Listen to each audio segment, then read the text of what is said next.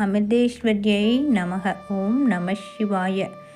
அன்பு வடிவாகவும் ஆன்ம வடிவாகவும் இருக்கும் என் அன்பு குழந்தைகளுக்கு இன்று அம்மா கூறுவது படைப்பாளரும் படைப்பும் ஒன்றே அப்படின்ற தலைப்பில் பார்க்கலாம்.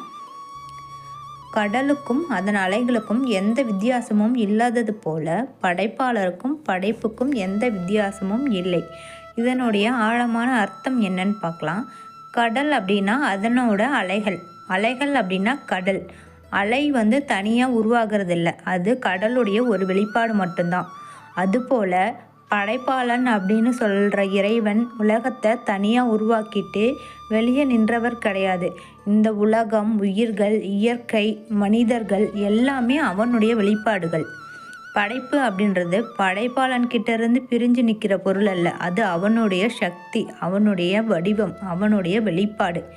அலை எப்படி கடல்ல இருந்து பிரிஞ்சு இருக்க முடியாதோ அதுபோல இந்த படைப்பு இறைவன்கிட்ட இருந்து பிரிஞ்சு இருக்க முடியாது.